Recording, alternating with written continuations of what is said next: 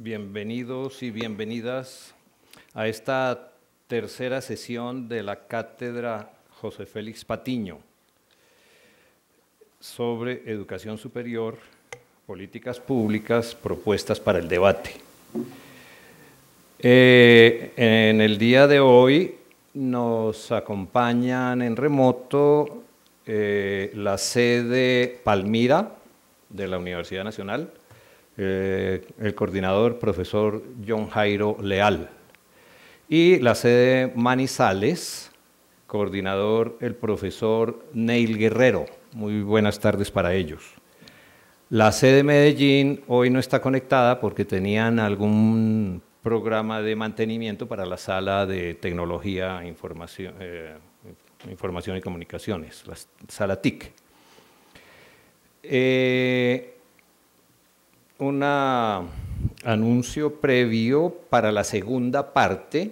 De todas maneras vamos a fijar allí la lista de monitores para que ustedes, como ya pasamos el periodo de adiciones y cancelaciones, contamos con la nómina final de asistentes a esta cátedra.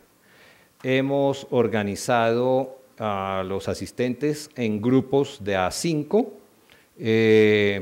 interdisciplinarios, es decir, cruzando carreras, y esperamos que esos grupos sean los que continúen trabajando a lo largo del semestre con el propósito de, por un lado, participar en la segunda parte de cada sesión, que como ya ustedes saben, se trata de realizar un ejercicio en torno a unas temáticas que se fijan previamente y además con miras a elaborar el texto argumentativo que se deberá entregar en la antepenúltima sesión, ya lo definiremos, sobre un tema que ustedes escogen de acuerdo con todos los temas que se han desarrollado y se van a desarrollar desde luego en esta cátedra.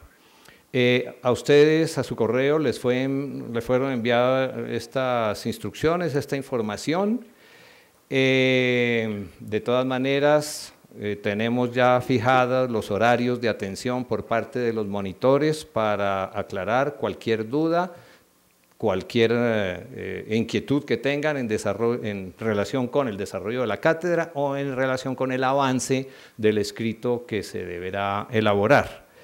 Los horarios ya están definidos, los pueden consultar en la página de la cátedra y cualquier otra inquietud pues siempre estaremos prestos a absolverla.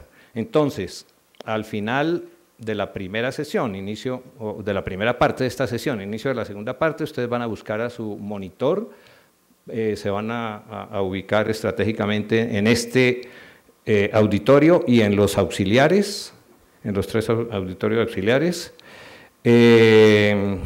y esperamos que en la próxima sesión, es decir, la del 23 de abril de hoy en 8 días, tengan definido el tema sobre el cual se va a elaborar el ensayo. Bueno, el ensayo que es, digamos, la forma principal de elaborar el trabajo final, pero estamos abiertos a recibir propuestas de parte de los grupos para otro tipo de trabajo final, como puede ser un audiovisual, una presentación gráfica, una happening, cualquier alternativa que surja de la iniciativa de ustedes, siempre y cuando condición sine qua non, que esté relacionada con los temas que vamos a tratar en la cátedra, que sea original y que muestre el trabajo de las exposiciones de los conferencistas y manejo de la bibliografía sugerida para el desarrollo de los temas. Muy bien, eso entonces, digamos, como anuncio preliminar. Al inicio de esta tercera sesión de la cátedra, que trata, como sabemos, sobre la Ley 30 de 1992, que realmente comenzó a regir en 1993. Y que constituye la columna vertebral de la reglamentación sobre educación superior en el país. Esto lo hacemos entonces después de las dos primeras sesiones en las cuales vimos las tendencias generales de las universidades en el contexto internacional, en el contexto latinoamericano y la propuesta o la reflexión sobre diversidad que nos presentó el profesor Claudio Rama. Y en la segunda sesión, recordemos, para seguir el hilo del desarrollo de la cátedra, la profesora Beatriz Martínez nos reflexionó sobre el significado de la reforma Patiño, haciendo una semblanza del maestro José Félix Patiño, centrándose en los temas de desigualdad, de género y carencia de perspectiva de género que tiene tanto la reglamentación, la legislación existente, como la práctica en las instituciones universitarias. Como aspecto central, pues, la profesora Martínez desarrolló otros temas. El profesor Luis Enrique Orozco, con una visión histórica del desarrollo de la universidad en Colombia, su planteamiento central es que no existe política, no ha existido política educativa en el país. Digamos que la situación general, analizó la situación general de las universidades, su relación entre niveles, tipos de formación, las tendencias del conocimiento y cómo ha sido orientado hacia el mercado, la articulación de las universidades con su sector, con el exterior a ellas mismas, las nuevas demandas, la preocupación por la calidad en la enseñanza, las deuda social que el sistema universitario tiene y cómo debe responder a él dentro de unas tendencias del conocimiento hacia el mercado, pero que sin que sea funcional al aparato productivo el sistema universitario. Y el profesor Jorge Iván Bula nos presentó hechos y realidades de la educación superior en Colombia a partir de una serie de estadísticas sobre cobertura, distribución regional, según ingresos, según sexo, según niveles, coeficiente Gini, la concentración de la educación superior, y cómo las universidades oficiales mejoran la condición académica de quienes ingresan a ellas por encima de lo que logran las universidades privadas. Bueno, digamos que ese es el resumen de la sesión anterior, los elementos que debemos tener en cuenta para seguir en nuestra reflexión.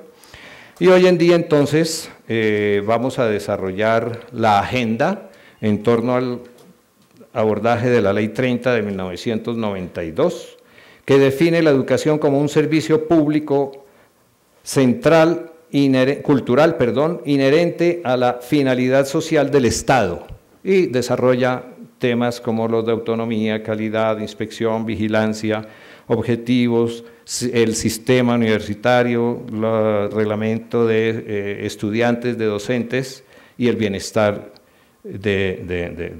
al interior del sistema universitario, de las universidades. Algunos de estos temas van a ser los que ustedes trabajen en la segunda parte de esta sesión en el ejercicio que proponemos. Nos acompañan entonces en el día de hoy el profesor Gabriel Misas y el profesor Ricardo Mosquera Mesa. El orden de la presentación, primero el profesor Gabriel Misas y seguirá el profesor Mosquera. El profesor Gabriel Misas es magíster en Ciencias Económicas de la Universidad Católica de Lovaina, economista de la Universidad Nacional. Ha sido profesor de la Universidad Nacional desde 1988, además decano de la Facultad de Ciencias Económicas, vicerrector académico y director del Instituto de Estudios Políticos y Relaciones Internacionales, el IEPRI, de esta universidad. Fue director de la Misión de Ciencia y Tecnología, ha ocupado cargos en el Departamento Nacional de Estadísticas DANE, Departamento Nacional de Planeación, Presidencia de la República, el INCOMEX y el Programa de las Naciones Unidas para el Desarrollo. Ha publicado más de 50 artículos y 8 libros en torno a diversos temas, entre los que se destaca el proceso de industrialización en Colombia, el papel de las multinacionales en el desarrollo económico y el comportamiento de las empresas, la apertura económica, la macroeconomía colombiana, desarrollo científico tecnológico de Colombia y la situación de la educación superior en el país. Está próximo a aparecer su libro más reciente, titulado Régimen de acumulación y modos de regulación, Colombia 1910-2010, que será presentado en la Feria Internacional del Libro a realizarse ahorita a finales de abril y comienzos de mayo. Queda con ustedes el profesor Gabriel Misas.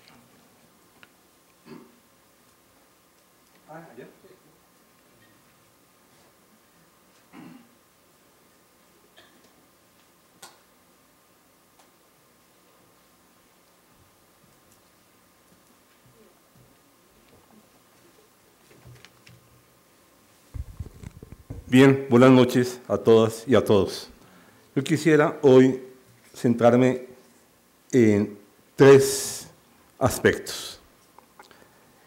La situación de la universidad, su evolución en los años anteriores a la Ley 30, como primer punto, y el segundo punto, las recomendaciones de política educativa por parte del Banco Mundial en ese momento del surgimiento de la Ley 30. Colombia se caracterizó desde antes de 1950 por ser el país que tenía una mayor proporción de estudiantes universitarios matriculados en instituciones privadas.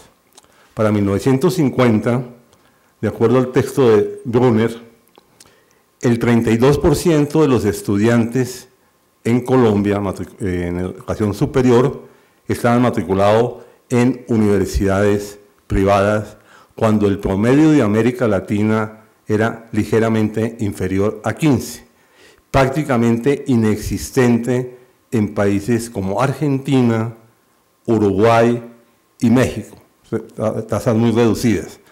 Hoy día, en todos los países de América Latina, salvo Cuba, la participación de la educación privada es mucho mayor, sustancialmente mayor, que la que teníamos en los años 50 y 60. Uruguay, que tenía 0, hoy tiene 15. Entonces ha habido un proceso de privatización y Colombia ha sido con Brasil y algún país centroamericano, Costa Rica, los demás altas tasas de privatización. Bien, ese es el primer elemento. El segundo elemento es unas características centrales de la educación superior, que va a tener mucha influencia en los aspectos de financiación. La educación superior, bueno, la educación en general, pero vamos a referir expresamente a la educación superior. La educación tiene un carácter no fordista. Esto es que la introducción de innovaciones tecnológicas no eliminan factores de producción, no reemplazan factores de producción menos productivos por otros más productivos, reduciendo el costo de producción del bien o servicio. Voy a poner 2 ejemplos de procesos fordistas. La industria automotriz puede ser uno de ellos. Entonces, por ejemplo, la industria automotriz, el grueso de los trabajadores de una planta automotriz en 1950, 1970 o 1980 estaba conformado por los trabajadores que armaban los vehículos. Miles de trabajadores estaban en las líneas de ensamble y otro tanto en las líneas de pintura de los vehículos. Hoy día, con la introducción de robots de ensamble y robots de pintura, se reemplazaron miles de trabajadores por cientos de robots, y hoy día en una planta grande de la industria automotriz, de plantas que en los años 60, 80 tenían alrededor de 20.000 trabajadores, 7.000, 8.000 por turno. Hoy día ninguna planta de esas tiene más de 2.000 trabajadores. ¿Por qué? Porque hoy día producen más vehículos con muchísimo menos gente, porque han introducido estos robots de ensamble, robots de pintura, lo cual ha permitido reducir drásticamente los costos de producción de los vehículos. Cosa muy distinta reside en los sectores, por ejemplo, educación o salud. En educación, normalmente en el año 50, un médico, ayudado por una enfermera, con un fonendoscopio y un termómetro, hacía los exámenes y diagnosticaba al paciente. Hoy día sucede exactamente lo mismo, el mismo médico con los mismos aparatos, pero además tiene una parafernalia de nuevos tipos de exámenes, ya no solamente rayos X, ecografías computarizadas, distintos tipos de análisis, etcétera, que permiten un diagnóstico mucho más preciso, pero a un costo supremamente mayor que el que tenía hace 50 años. Lo mismo sucede con la educación. En la universidad tenemos hoy día computadores masivamente, tenemos video BIM de alta resolución, tenemos micrófonos mucho más sofisticados, etcétera. Sin embargo, la relación los profesores, alumnos, sigue estando presente. Entonces, tenemos los mismos factores de producción, más todos los factores adicionales y el mantenimiento de esos nuevos equipos. El segundo elemento en este campo de la educación superior es que los capitales simbólicos y también los capitales físicos que se usan en economía no pueden ser utilizados en biología. Lo mismo, los aparatos de biología sirven muy poco para los departamentos de ingeniería o el departamento de geología. Entonces, esto da lugar a que uno nunca pueda saber exactamente si faltan o sobran profesores. Esos cálculos que hace el Ministerio de Educación o ciertas agencias gubernamentales de que recuerda la relación alumnos-profesores, faltan o sobran X número de profesores, eso no pasan de ser un cuento chino. Eso no es así. Por ejemplo, independiente del número, ¿alguien estudia agronomía aquí? ¿Nadie estudia agronomía? ¿Alguien? Bueno, en agronomía, independiente del número de estudiantes que se tengan, es necesario dar entomología. Un agrónomo que no tenga conocimientos de entomología no puede enfrentar el problema de las plagas. En consecuencia, si hay 5 alumnos, hay que tener un profesor. Si hay uno, ese curso hay que darlo porque no se puede graduar a nadie sin esa formación. Si hay 100 alumnos, pues un profesor puede o dos responder a eso. En consecuencia, no es factible, como en una planta de producción, llegar a trasladar personas de un sitio a otro. ¿Por qué? Porque los capitales simbólicos que manejamos los profesores son útiles y sirven en determinadas áreas y no en todas. Por ejemplo, un físico, por supuesto, puede dar las matemáticas en economía, pero no puede dar macroeconomía, no puede dar microeconomía, o viceversa. Un economista muy bien capacitado, profesor de macroeconomía, no puede reemplazar un profesor que falte en sociología y dar Durkheim, dar Bourdieu, etc. No, así no funciona. En cambio, en una línea de producción, una persona que trabaja en la sección de ensamble puede trabajar sin mucho entrenamiento adicional en la sección de pintura o en la sección de acabados o en el apresamiento de los vehículos. Entonces, la característica central es que estas innovaciones han aumentado el costo de la prestación de los servicios. Obviamente, la calidad de la universidad es mucho mejor que antes. Bien, esto ha dado lugar a un crecimiento en los costos de la prestación del servicio educativo. Voy a poner un ejemplo personal. Cuando yo entré a la universidad, Departamento de Economía, no había sino un solo profesor de tiempo completo, que era el secretario. Y los demás eran profesores de cátedra que se les pagaba simbólicamente porque su trabajo era en otras instituciones. Yo me acuerdo que el decano era vicepresidente de Ecopetrol e iba tres veces en la semana a manejar la facultad a mediodía, entre 12 y 2 de la tarde, y podía desempeñarse como decano y como vicepresidente de Ecopetrol. Hoy eso no sucede. Entonces vemos, y hoy, por ejemplo, hoy día la Facultad de Economía, en lugar de tener 300 estudiantes, tiene alrededor de 3.500 estudiantes, tiene más de 80 profesores, casi todos de tiempo completo, con niveles de formación en su inmensa mayoría maestría o doctorado, de forma tal que estamos más cerca de lo que se enseña a nivel internacional, tenemos mayor volumen de investigación, yo creo que mejor calidad, pero por supuesto unos costos de prestación de esos servicios sustancialmente mayores que los que teníamos en esa época. Entonces la universidad en el mundo, y en Colombia en particular, porque veníamos de una universidad que hasta los años mediados de los 60, donde la Universidad Nacional era representativa, donde la inmensa mayoría de los profesores eran profesores de tiempo parcial, profesores de cátedra, y no profesores de tiempo completo.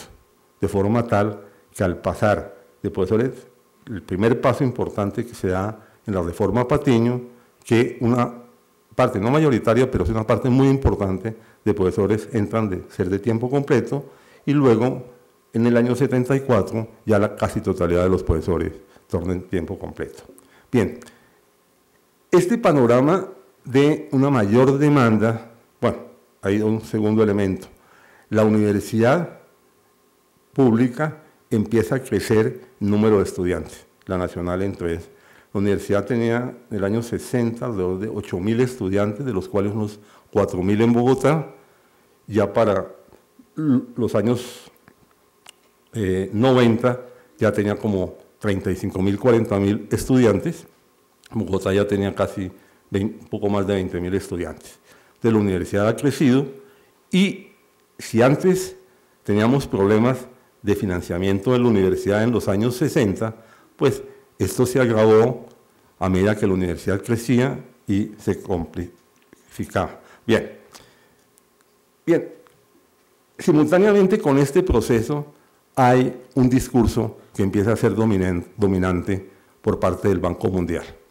El Banco Mundial, a partir de los años 80, yo digo la africanización del Banco Mundial, sostenía una tesis de forma radical, de que no debía ir ni un solo dólar público a financiar la educación universitaria, porque la educación universitaria la educación universitaria era para una élite.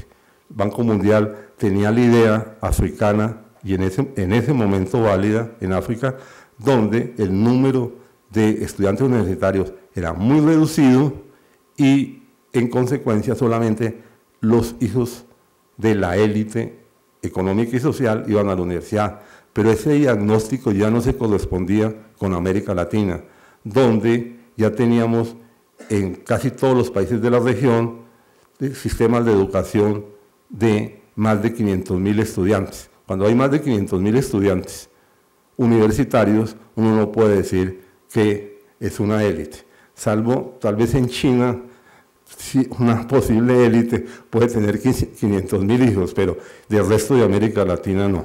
En consecuencia, el proceso de crecimiento de la educación primaria y secundaria da ya a finales de los 60, principios de los 70, que capas de menores ingresos, sus hijos entren a la universidad o demanden acceso a la universidad. Entonces la política del Banco Mundial era no a la financiación de la educación superior. Obviamente, ningún país de América Latina llevó plenamente a efecto tal política por los efectos políticos de la noche a la mañana cortar la financiación a la educación superior. Sin embargo, países como Chile y Colombia lo siguieron bastante de cerca. No cortaron completamente el financiamiento, pero sí pusieron enorme cortapisas al crecimiento. Ahí es donde viene la Ley 30 y fija unos parámetros que fueron muy importantes para la educación superior. Pero hubo dos elementos de la Ley 30, cómo lo leyó el gobierno, cómo lo leyó la tecnocracia en ese momento, influida por el discurso dominante del banco. Primero, que el crecimiento real debía ser igual al IPC, que ese era el techo, cuando realmente lo que se trataba era que era el piso. Y segundo, nunca se reglamentaron los decretos que decían que era el IPC más 1/3 del crecimiento del PIB. Y eso evidentemente empezó a producir un enorme desgaste a la educación superior. Y simultáneamente, con ese proceso, iba creciendo sistemáticamente nuevos programas. En los años 70 se introducen las maestrías en el país, siendo la universidad pública la primera que introduce maestrías, y en los 90 los doctorados, lo cual exige mayores recursos. Y al mismo tiempo, el gobierno tenía una posición dual. Por una parte, seguía las políticas del Banco Mundial relativamente de cerca, y segundo, al mismo tiempo, exigía mayores niveles de formación en los profesores, y en consecuencia eso generaba tensiones muy grandes. Esto dura hasta finales de los 90, cuando el Banco Mundial da un giro de 180 grados y de la noche a la mañana descubre que la educación superior sí debe ser financiada con fondos públicos. Y entonces, pero no las universidades públicas, que hay una enorme diferencia. La educación superior sí, pero no la universidad pública, y encuentran altamente válido que se encaucen recursos públicos para financiar la educación privada. Así es como el ICETEX empieza a jugar un papel determinante en la financiación de la educación privada superior. Bueno, más reciente, el PILO Paga, que ya abiertamente había claramente que el banco proponía financiar la educación superior privada, y además añadía que los gastos de la universidad no podían superar el 20%, los fondos destinados a universidad, sin distinguir público y privado, no podían superar el 20% del gasto total en educación por parte del Estado. Obviamente, esos cálculos no le daban ningún espacio de crecimiento a la universidad pública, porque se acotaba que no podían ser sino el 20% de los gastos, pero en esos gastos estaban las asignaciones a la universidad pública, pero también las asignaciones vía ICETEX o otros fondos a la universidad privada. Entonces, esto es lo que ha servido de caldo donde se desarrolló el movimiento del año pasado, que ya era imposible seguir financiando la universidad bajo esas condiciones. Lo que se logra negociar con el presidente, 4 puntos adicionales al IPC, era lo que se había dejado de recibir durante mucho tiempo para inversión en esas condiciones. Entonces, en resumen, la educación superior es un elemento, educación en general, pero la educación superior, y aquí no podemos hacer un desligue de las dos. Uno no puede tener una muy buena educación superior pública si no tiene una formación de base muy buena, lo que es la formación básica y la formación secundaria. Entonces esa separación como en 3 cuerpos, que ahí estoy repitiendo lo que decía el Banco Mundial, de que independiente de la calidad de la educación, sostenían para África, era que la calidad de la educación primaria y secundaria no era importante, porque con solo que los estudiantes fueran a la educación, aumentaba la productividad en la agricultura y disminuía las tasas de fertilidad. Entonces, obviamente eso fue válido para el África de los años 60, hoy día para el África tampoco es cierto esa política que solamente con ir a la escuela es más que suficiente. Hay que ir a la escuela, a una escuela de calidad. Entonces, estos son los marcos que, digamos, dan pie a las políticas públicas que ha seguido el Estado colombiano a lo largo de los últimos 20, 30 años. Entonces, históricamente, el Estado colombiano, digamos, desde el siglo XIX, todo el siglo XIX y siglo XX, la educación ha sido no ha tenido mayor interés la inmensa mayoría de los gobiernos. Ocasionalmente, durante la República Liberal, se recrea la Universidad Nacional, se crea una serie de colegios públicos muy importantes, pero en un mar de bajísimas tasas de escolaridad. Colombia, a principios del siglo XX, tenía una de las tasas de escolaridad más bajas de América Latina, de lejos muy inferior a lo que se veía en Chile, Argentina, Uruguay. Entonces, una constante transhistórica es el poco interés que ha mostrado el Estado y las élites dirigentes, ya más tarde conformadas como bloque social dominante, por la educación pública, tanto a nivel de secundaria como a nivel de primaria. Entonces, hoy día hablamos, hablan los miembros del gobierno desde hace más de casi 2 décadas de sociedades del conocimiento.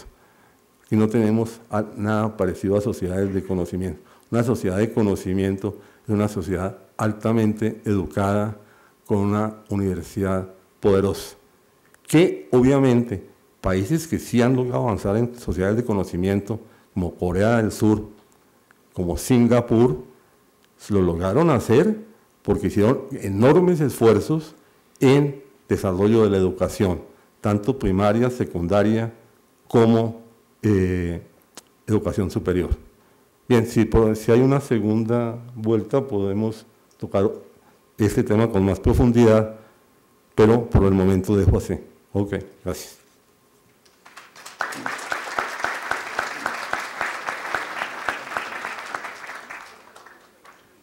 ¿Las preguntas se hacen ahora o más tarde?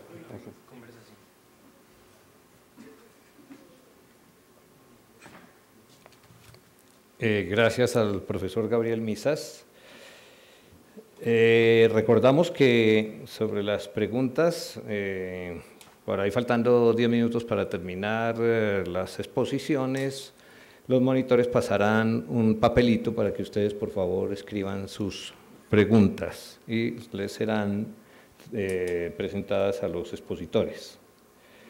Bueno, tenemos entonces al profesor Ricardo Mosquera Mesa. Es economista de la Universidad Nacional de Colombia, máster en Desarrollo Urbano del Colegio de México y doctor honoris del Consejo Iberoamericano en honor a la calidad educativa Buenos Aires 2006. Profesor asociado de la Universidad Nacional de Colombia, miembro del Consejo Superior de la misma universidad durante 2 periodos, miembro de la Junta del ICETEX, de la Junta Directiva del CIES, cónsul general de Colombia en Alemania, senador de la República, presidente de la Comisión Sexta del Senado, rector de la Universidad Nacional de Colombia en 1988-1990, de la Universidad Surcolombiana en Neiva, 2004-2006, postulado por la Corte Suprema de Justicia para Contralor General de la República, conferencista y autor de varios libros sobre la problemática de la educación superior en Colombia, sobre aspectos del desarrollo económico nacional y sobre las relaciones económicas internacionales, en particular con el Asia. Es autor del libro de mayor venta en la Facultad de Ciencias Económicas, Colombia frente a los escenarios del Pacífico. Con ustedes, el profesor Ricardo Mosquera.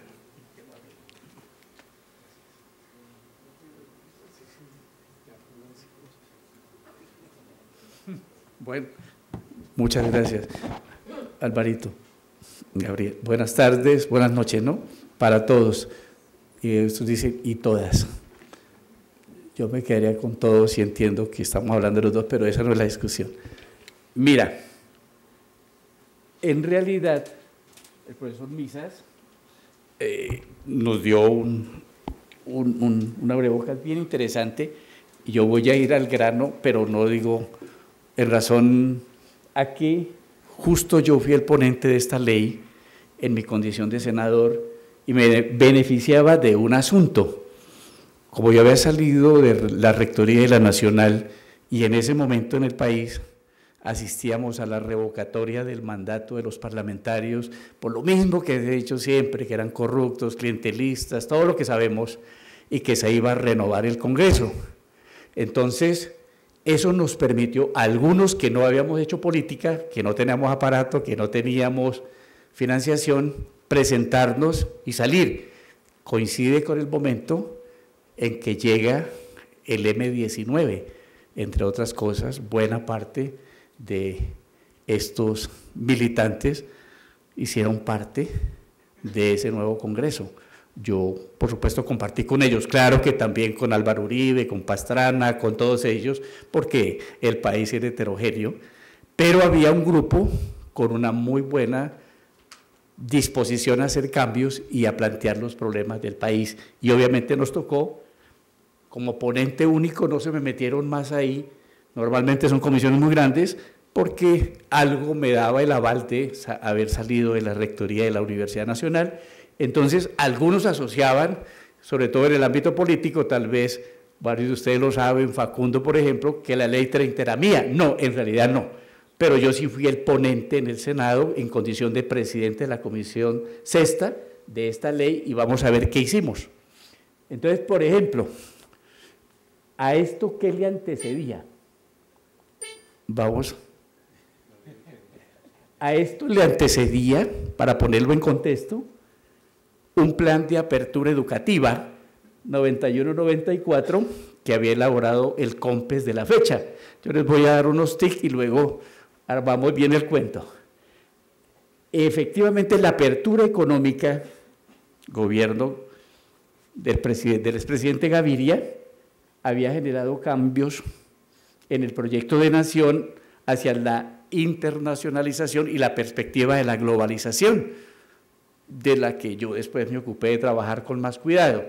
Pero el asunto era, y me acuerdo que el debate, incluso en el seno nuestro, era ¿para qué abrir el país si el país no está preparado para competir a nivel internacional? No hemos hecho un desarrollo industrial, estamos muy atrasados, entonces de pronto la apertura se da en línea diferente.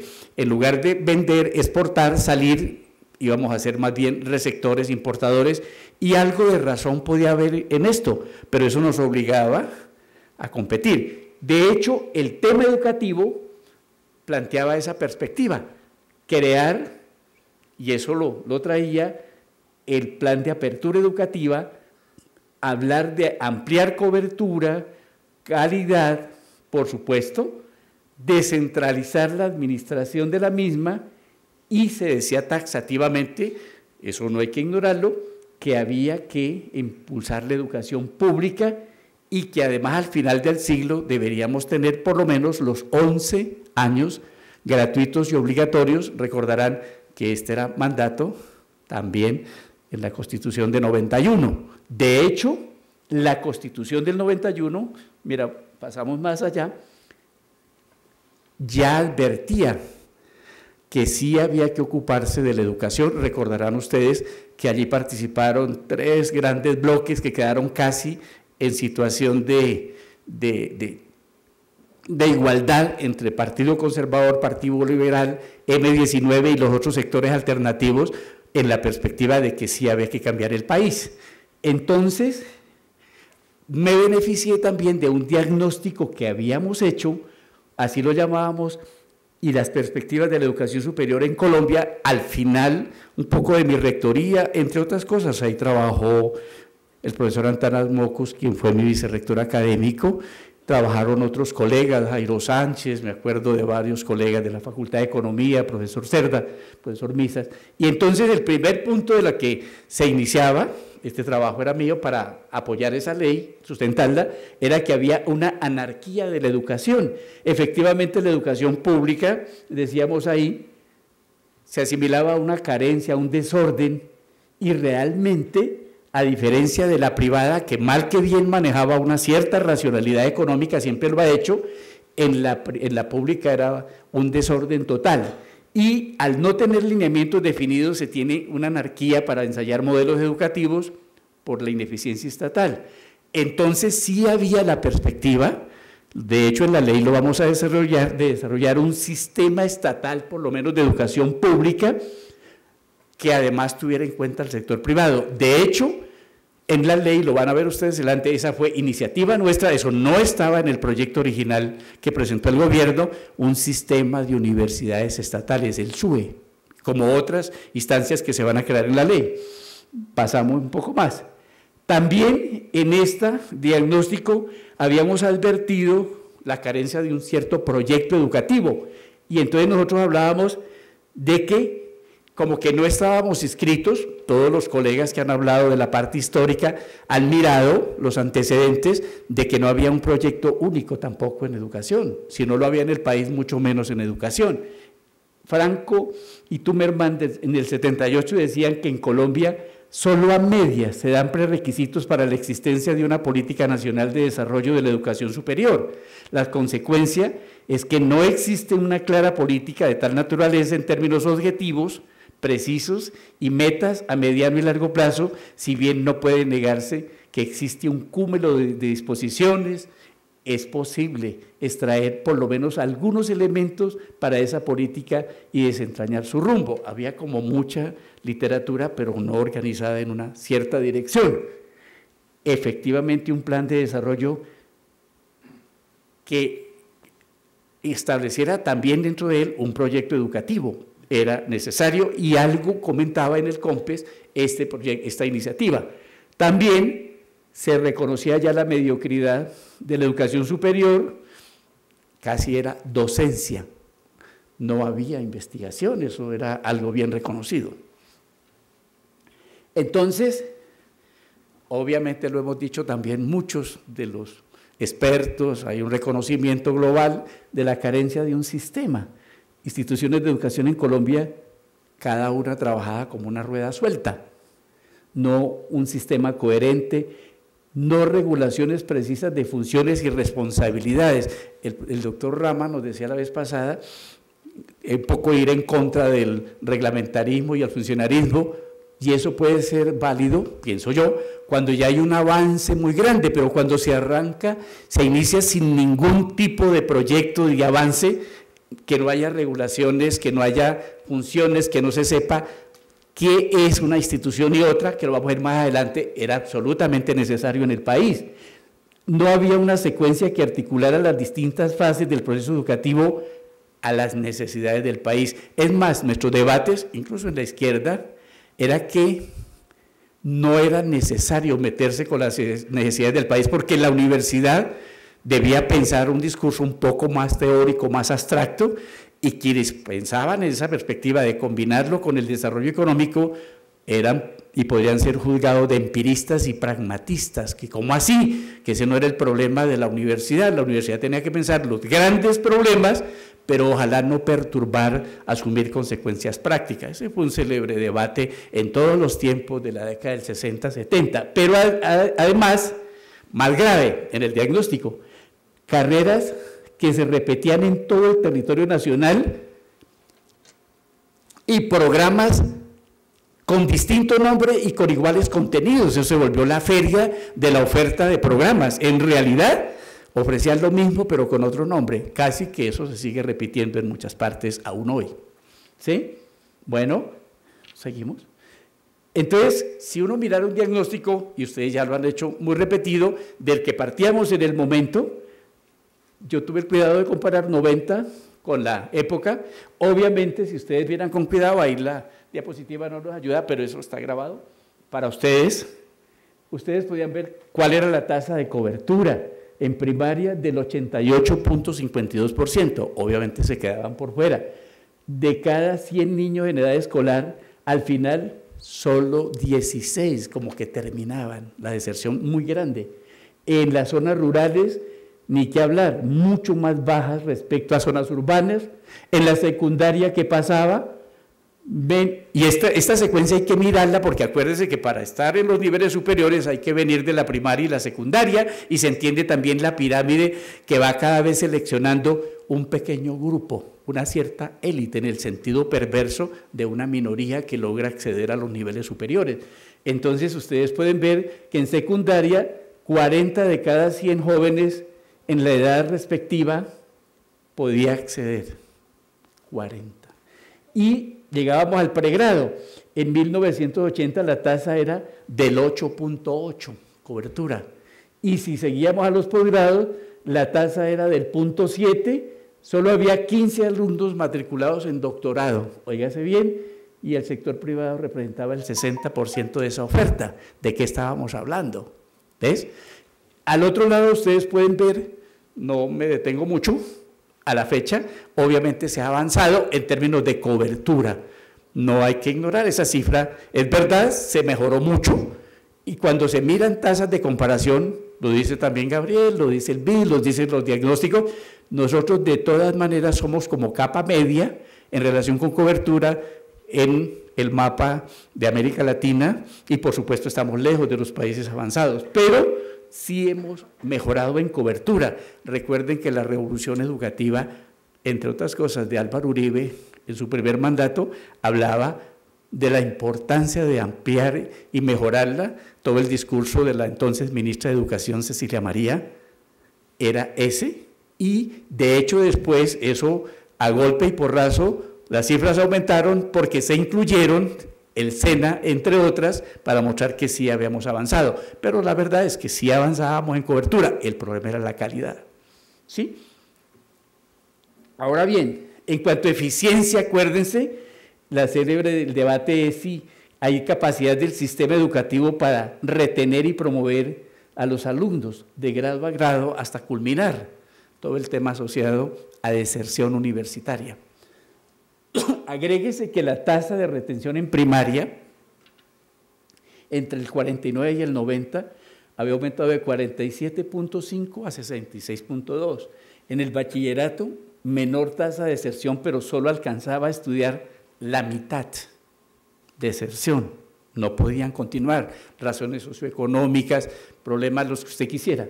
Y luego, en pregrado, el total de matriculados muy inferior a los graduados en bachillerato. Sobra decir que en cuanto a calidad, el problema era mucho más traumático. Acuérdense de todas maneras para tener en cuenta ahí la relación alumno-docente. Bueno, sí me sirve.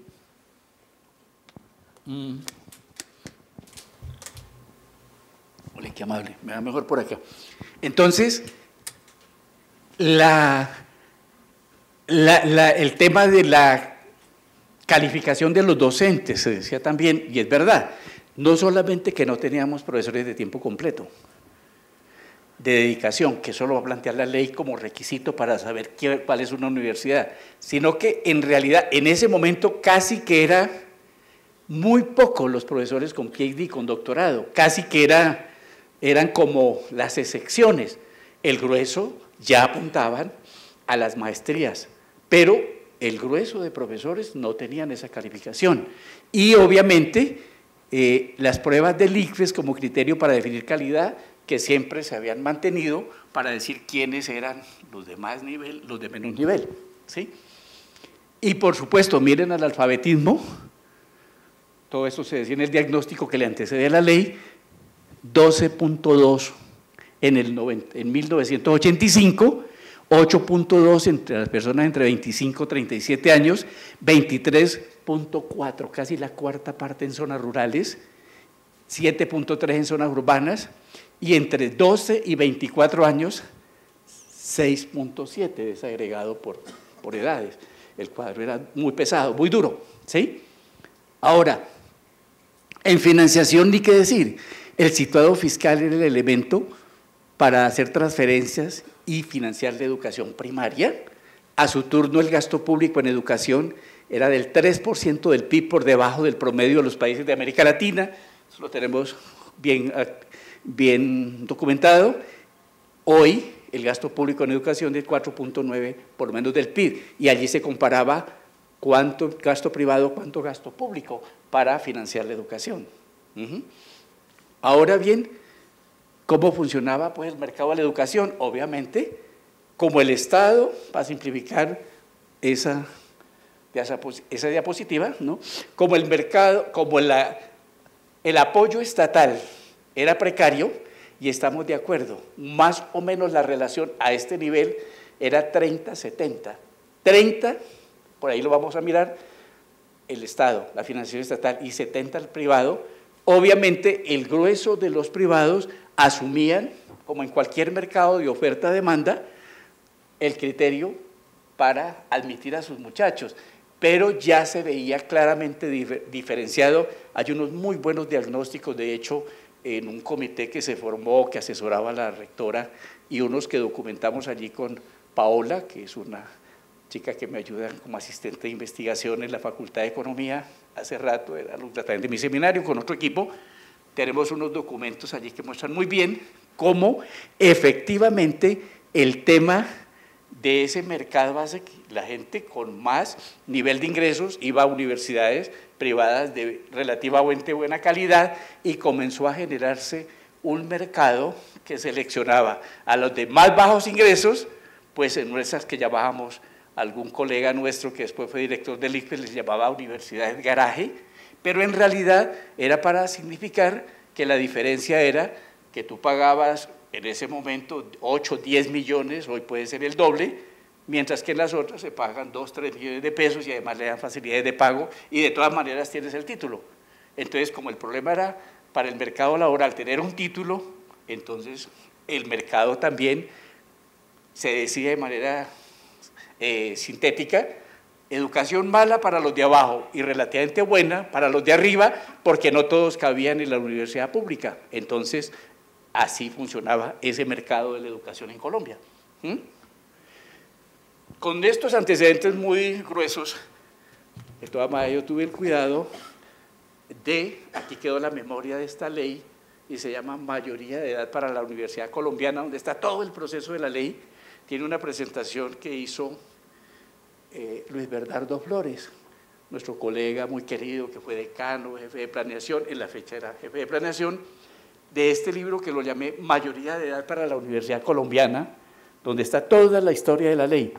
Y ahí, entre otras cosas, es importante decirlo, nosotros tomamos el proyecto de ley que presentaba el gobierno, iniciativa que había trabajado con un grupo de expertos. Yo creo que hasta Facundo debió estar por ahí, porque él ha sido uno de los hombres que ha trabajado también bastante, creo que Gabriel, el rector de entonces de nosotros, que era Guillermo Páramo, habían trabajado con Ascún, y por supuesto el gobierno llega, era entonces ministro de Educación, el hoy de Relaciones Exteriores, Carlos Holmes, el director del ICFES, un colega y hasta paisano mío, Roque González. Entonces trabajamos muy bien, y el proyecto que ellos llevaron, y que se basaba en un análisis concertado partiendo de las leyes 080 y 81 del 91, para que nosotros en el Congreso lo trabajáramos, y por supuesto llega a mis manos. Por eso la segunda fase, quien les habla, tomamos el proyecto, realizamos modificaciones al mismo, al original, y había esta pelea para señalarles puntos altos, que de pronto, si hay lugar a la discusión, volvemos sobre ellos, entre autonomía versus suprema inspección y vigilancia, ambos consagrados en la Constitución del 91. Suprema Inspección y Vigilancia, el gobierno, el Estado, no renunciaba dado que manejaba recursos públicos para mirar cómo iba su plata, cómo funcionaban las cosas, si cumplían su función, etcétera, versus autonomía que por primera vez se planteaba expresamente en la Constitución del 91 para las universidades. Entonces venía la discusión, ¿y cuáles son universidades? Si a la fecha, con el desorden que había, ahora les muestro la cifra, había por lo menos 276 instituciones entre técnicas, tecnológicas, y por supuesto estaba, creo que eran 76 que se llamaban universidades. Me acuerdo que en uno de esos debates, y ahora vamos a mirar, a propósito de financiación, el entonces ministro de Hacienda, Rudolf Holmes, estaba muy molesto. Primero, la ley, el proyecto original nunca contempló financiación de la universidad, mucho menos establecido por ley. Y él decía, eso no se puede, porque constitucionalmente usted no puede meterle plata, porque para eso hay una ley de presupuesto. De hecho, el presupuesto es una ley de la República, usted no puede meterle plata por ahí en otra ley, porque eso sería un mico. Entonces, ¿cómo meter la financiación? Y en últimas, en un célebre debate, dijo, mire, en últimas la única que podría tener eso, y nos hizo el homenaje, claro, yo era el presidente de la Comisión Sexta, teníamos un combo de egresados de la Nacional, ahora me acuerdo de Víctor Renán Barco, que el viejo apoyaba muchísimo la cosa y sabía bien de Hacienda, en últimas la única que podría ser universidad es la Nacional de Colombia, con el perdón de todos los otros que egresan de otras universidades, y la única que podría tener autonomía. Entenderán ustedes el brinco que dio, los de egresados de la de Antioquia, entre otras el señor Álvaro Uribe Vélez, que era Jorge Valencia Jaramillo, de la de Antioquia, de mi comisión, los de la UIS, los del Atlántico, eran 20, 25 senadores mal contados. Entonces dijimos, no, eso hay que mejorarlo, no todos podemos decir que no, y de la privada no se diga. ¿Cómo así que los únicos universidades son ustedes? Eso había que manejarlo con cuidado. Eso no lo saben a veces los colegas, y entonces creen que eso es facilito, tramitar una ley, eso no es sino pedir y plantear y armar un pleito bien teso o una pedrera 26, ya con eso cuadramos la cosa. Me están poniendo cifras rojas. En la tercera fase, obviamente, en el debate en la Comisión Sexta del Senado. Voy más rápido, porque les voy a decir qué cosas avanzamos. Avancemos un poquito. Denme unos 3, 5 minutitos y redondeo. ¿Se vale? Bueno, y Alvarito me dijo que sí. Entonces, el tema en la ley 30 era autonomía, autoridad que muestra la madurez de una institución, solo plena en una universidad. Entonces, ¿cuáles son universidades? Miren ustedes, y entonces la definíamos. Es una comunidad interdisciplinaria de saberes, de creación y transmisión de cultura, fortalecimiento de valores sociales inspirados en la libertad, la tolerancia, el respeto a la crítica, al desarrollo de las más altas capacidades investigativas y de la más rigurosa formación básica y profesional. Entonces, ahí venía la cosa de que no todas tenían esos estándares. Les agrego además que para garantizar calidad se exigía que tuviera acreditación de programas con alta calidad. ¿Y qué es eso? ¿Qué son programas de alta calidad? ¿Ves? Además, alineación de estándares de calidad para educación pública y privada en un contexto internacional. Teníamos que compararnos con otras universidades del mundo, y eso era bueno, competir. Y por supuesto, ¿cómo estábamos en los rankings? Esos fueron debates que se hicieron con mucho cuidado. Y seguimos. ¿Sí? Entonces, la diferencia entre la ponencia y el proyecto tiene que ver con 4 aspectos, y les voy a redondear si nos beneficiamos del debate, que de todas maneras vale la pena. Primero, el concepto de universidad.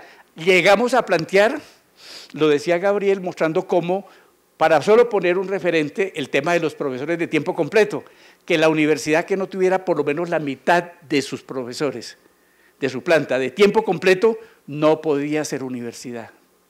Y luego los títulos, si no tenían mínimo maestría y por supuesto doctorado, entonces, ¿quiénes podían clasificar? Y luego investigación, y obviamente había que tener una clara relación entre ciencia, profesiones, estudios generales, especialización en diferentes niveles, etc. Y obviamente un punto que era bien peleado, la financiación, que dio buenas puntadas el profesor Gabriel.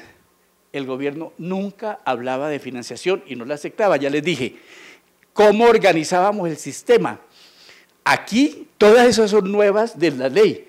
Ustedes podrán mirar en este texto, y por supuesto créanmelo, cuál era el proyecto original y cómo quedó con todo y las discusiones allí.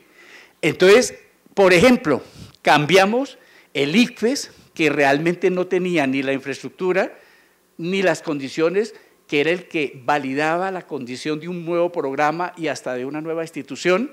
Además, había mucho clientelismo, bastaba una buena cena, una buena reunión, un lobby con ellos, y inmediatamente un programa resultaba acreditado o una institución reconocida por el Consejo Nacional de la Educación Superior, y ustedes pueden mirar quiénes la integran. Eso es creación de la ley. No estaba en el proyecto, lo trabajamos. Por supuesto, el sistema sube de universidades estatal, el bienestar universitario. Si las universidades no tenían siquiera una infraestructura deportiva, unas cafeterías, unas condiciones para los muchachos, no podíamos aceptar que se llamara universidad. Hay otras disposiciones asociadas sobre todo a los pasivos que manejaban las universidades, que vivían endeudadas, y curiosamente cuando iban por financiación, las que estaban más deficitarias, esas recibían más plata, y las que se portaban bien recibían menos, pero entonces iban con un grupo de bancada parlamentaria para que hacerle el lobby, por supuesto, al ministro de Hacienda, y así se conseguían mejores recursos para terminar el año escolar, según si había algún conflicto, y las que manejaban bien los recursos recibían menos. También se le daba el traslado para financiar a los departamentos y a los municipios para completar la financiación. Y voy más rápido. ¿Quiénes integraban ese Consejo Nacional de la Educación Superior? En concreto, era para trazar las líneas políticas de la educación, pero además para la inspección y vigilancia de la educación superior con carácter permanente, como organismo que orientaba y coordinaba y asesoraba al gobierno nacional, vinculando al Ministerio de Educación, ahí está en la ley. Y por supuesto, la dirección de las universidades oficiales o estatales corresponderían al Consejo Superior, al Consejo Académico, al rector, y el CESO estaba conformado, no les doy todo, básicamente por una mayoría de gente que venía del sector académico. A eso le fueron poniendo después micos, como para hacerlo más grande, pero si uno pusiera a funcionar el CESU, en realidad ahí la procedencia son de gente del sector académico, algunos por elección directa, como es el caso del representante de los estudiantes, del profesor, del egresado, del de la comunidad científica, etcétera, para garantizar la dirección de la universidad. Ahora, seguimos un poquito más. Otros datos que ayudan. Bueno, antes de eso, el tema de financiación me lo apoyó muy bien Gabriel. Es verdad. Ustedes pueden leer con cuidado. Nunca dijo la ley, en eso con los colegas discutimos, es que la ley definió y entonces hay que cambiarla. Cuidado, si uno no es capaz de cambiarla por algo mejor, y ya ha habido intentos, inclusive de echarle para atrás, porque lo que menos le interesa al gobierno es darle más plata a la educación pública. Ustedes lo entenderán, pero la ley es clarita. Lo que hizo fue poner un antecedente de cómo venían las universidades funcionando, si se colocaban para cubrir los gastos básicos de funcionamiento e incrementarlo con la tasa de inflación. Así lo aceptaba el Ministerio de Hacienda. Pero además, para inversión, infraestructura, estaba el crecimiento del PIB, una tercera parte, por lo menos del crecimiento para ese menester. Claro, todas las verdades dichas, ese fue el piso, nunca se dijo que era el techo, era una decisión política del gobierno, se incrementaba esa base. Agréguese esto, que es muy importante, cuando esto se planteó, la Universidad Nacional de Colombia era la única que tenía autonomía, pero al mismo tiempo la única que tenía esta particularidad, no tenía dolientes. ¿Cuántos parlamentarios eran de la Nacional? Era de todos y de ninguno. En cambio, la de Antioquia, la del Valle, la UIS, cada quien iba con su grupo de parlamentarios a pedirle plata al ministerio. Eso le puso orden. Porque luego viene este otro debate. Esa plata y esos recursos no son suficientes. Lo hemos dicho todo. Ahora Gabriel lo ha señalado. Acuérdense que no teníamos doctorados. ¿Cuánto cuesta un doctorado? Acuérdense que no teníamos profesores de planta, más costosos. Acuérdense que no teníamos bonificaciones por publicaciones. Obviamente, el solo ejercicio de la docencia, básicamente de labores de extensión, eso era lo que en ese momento el gobierno quería financiar, y nosotros nunca dijimos que eso era suficiente, sino era una base para seguir en la pelea. Por eso, cuando algunos discuten, y ya voy terminando para esta apertura de la discusión, la movilización estudiantil, por ejemplo, de 2011. Perfecto, el MANE que pidió, universidad con ánimo de lucro, era el proyecto que tenía el gobierno para darle salida a más estudiantes, pero volverlas, el concepto discutido de si era un derecho o un servicio público, y se ataban las dos, se dijo, sí puede ser un servicio público, pero que también lo pueden prestar los particulares, y puede haber incluso injerencia hasta de multinacionales o empresas que quieran jalarle a una inversión en el sector público. Nosotros siempre hemos defendido que tiene que haber un proyecto de universidad estatal, que debe haber un sistema de universidad pública, que debe ser financiado, porque se supone que no solo atiende a los de menores ingresos en el sentido de que porque somos muy pobrecitos, lo cual ya es muy discutible, sino porque además son de los mejores también desde el punto de vista de calidad de profesionales. De hecho, nuestro examen de admisión en la nacional nos garantiza que aquí vienen personas con un magnífico nivel intelectual, muchos de ellos no siempre procedentes de colegios públicos. Ese análisis lo hicimos en mi rectoría y más de la mitad de los muchachos nos venían de colegios privados, ya hablaban inglés, los papás tenían unos buenos recursos económicos, venían de un entorno familiar bastante favorable. Obviamente le ganan a cualquier muchacho procedente del Chocó, de la Guajira o de los países o de las regiones más atrasadas, que de pronto no tienen ni acceso a biblioteca ni un pariente que le haya abierto los ojos en etapa temprana. Eso también le ayuda al muchacho capitalino procedente de capa media alta o de más allá. Y finalmente, permitir que el gobierno destine recursos, etcétera, a instituciones de educación superior privada, también lo traía el proyecto a través del crédito, sobre todo vía ICTs y lo que se llamaron la banca de segundo piso. Agréguenle que esa declaración de insolvencia de las instituciones estatales ya la venía trabajando el MANE. Y si le pongo una diapositiva más, entonces sí se aumentó cobertura, sí mejoró la educación superior. Cuando vamos, ahí hay más diapositivas, de pronto las dejo para un segundo momento, sí se mejoró. Y ahora, dando un salto largo, dale más, en el debate actual, antes es verdad, y hay que saludar la madurez, no por hacer demagogia, del movimiento reciente, con todas las dificultades y en hora oportuna. Cuando Iván Duque, que ustedes saben que no se comporta como un hombre autónomo, él no tiene autonomía universitaria tampoco, sino que es muy dependiente, obviamente creía que con solo pactar con los rectores el aumento del IPC más los puntos que están puestos, si ustedes los conocen, con eso ya tranquilizaba a los muchachos. Fue bien y los saludamos todos, que le hubieran puesto más ganas para la financiación, pero ahora nos corresponde una cosa que es importante. Hay que seguir en esa perspectiva, pero la universidad tiene que mostrar que es capaz de formar a los mejores y tienen que exigirnos a los docentes, porque a veces con muchos títulos y muchos abolengos también tenemos que mirar cuánto pirateamos por fuera y cuánto le dedicamos a nuestra universidad. Eso hay que mirarlo autocríticamente, porque a veces nos preciamos mucho de que ahora tenemos muchos doctores y también hay que preguntarse, ¿y por qué con tantos PhD nuevos y tanta buena y mejora, la productividad no es más alta? No para decir que no es buena. Miren estándares internacionales y tampoco es que estemos sobrados de lote. Simplemente miren el puesto que ocupa nuestra Universidad Nacional de Colombia, los Andes, en el ranking de las 500 primeras en el mundo. Entonces me van a decir, no, pero es que esos rankings, eso es para allá, para acá, que mire que no sirven. Cuidado, estamos en un mundo globalizado donde la ciencia y el conocimiento se internacionalizó y también competimos en esos escenarios. Sí, no vamos tan mal, depende del ranking, estamos en el puesto 350 o 300 y pico, pero 300 y pico. Y ojo que Brasil, que Chile, que Argentina y hasta México también están mejor que nosotros. Entonces, no nos miremos, perdónenme la expresión gráfica, solo nuestro ombligo y sentirnos el ombligo. Competimos en un mundo globalizado y hay que pugnar por pedir más, pero también dar más y ser capaces de ser autónomos.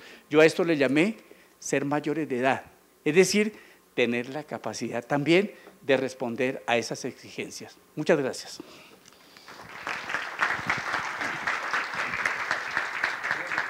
Bueno. Muy bien, Alvarito. Vuelvo ahí. Bueno.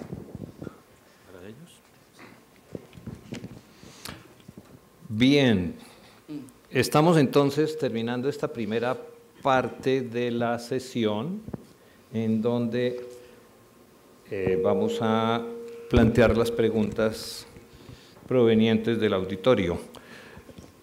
Como ustedes han tenido oportunidad de apreciar, dos presentaciones complementarias que nos ubican en los antecedentes de la formulación de la Ley 30, la concepción global de la educación, del papel de la educación, la necesidad o no de financiar educación pública, influencia básicamente del Banco Mundial en la primera fase, segunda fase del Banco Mundial, sí, pero solo orientada hacia instituciones privadas, y posteriormente la presentación de primera mano del profesor Ricardo Mosquera, quien, como ustedes tuvieron la oportunidad de apreciar, fue protagonista de esta ajuste, de este cambio en la legislación colombiana y en la educación superior pública del país. Entonces vamos a seleccionar preguntas por temas. Algunas, parece que ninguna viene dirigida directamente a uno de los conferencistas, pero abrimos para... Manizales y Palmira, ¿tienen alguna pregunta? Manizales. ¿Hay retorno? Manizales, damos espacio para que formulen sus preguntas. Parece que no hay. Palmira. Buenas tardes. ¿Me escuchan? Sí, estamos escuchando. Adelante. Nosotros solicitamos un tiempito para preparar un par de preguntas. Bueno, perfecto. Nuevamente volveremos a preguntar. Listo, más gracias. Adelante. Manizales. ¿Escucha Manizales? Bueno, mientras tanto avanzamos con algunas de las preguntas formuladas. Hay quien pregunta, si la Ley 30 tiene más de 25 años, ¿qué importantes reformas ha tenido en todo este tiempo la Ley 30?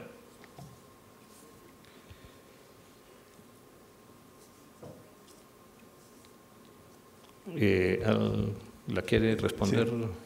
No, ningún, no hay ningún cambio en la Ley 30. Sobre todo de financiación, nunca se implementó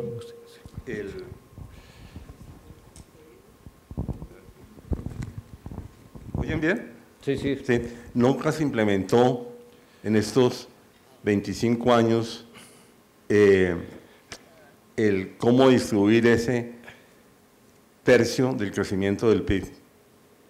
Y siempre se dijo, bueno, que fueron la inversión, nunca tampoco se estableció claramente cómo se iba a financiar la inversión. Sí, el profesor Misa está haciendo referencia al artículo 87 de la Ley 30, que considera la posibilidad de aportes para inversión supeditado a la configuración de un sistema universitario, ¿no? El artículo es muy claro y el argumento es que como nunca se estableció el sistema universitario, entonces no hay justificación, no hay viabilidad para poder efectuar ese ajuste. Estaba dirigida para el profesor Ricardo Mosquera. ¿Cómo defender una ley que es culpable de la prostitución de la educación? Universidades y colegios que titulan al que pague, y un SENA mediocre y sin calidad. ¿No se veía venir la tragedia educativa que llegó al postular esta ley?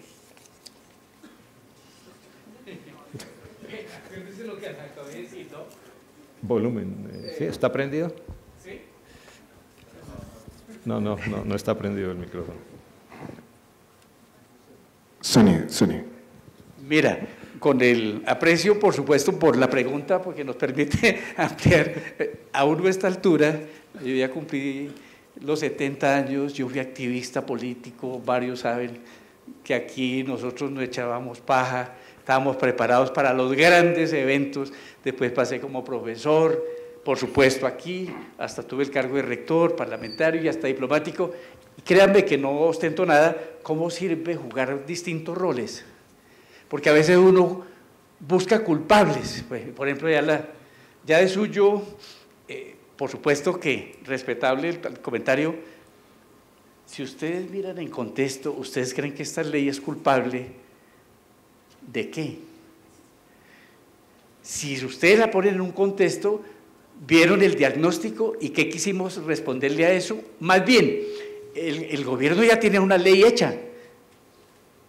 Lo que hicimos fue modificarla para buscarle en ese proyecto cómo podíamos amarrar, por ejemplo, autonomía universitaria. Pero había que definir primero qué era universidad y cómo se conformaba la autoridad de la universidad. No dije, por ejemplo, es que el rector de las universidades era nombrado por decreto presidencial y el del departamento, del gobernador.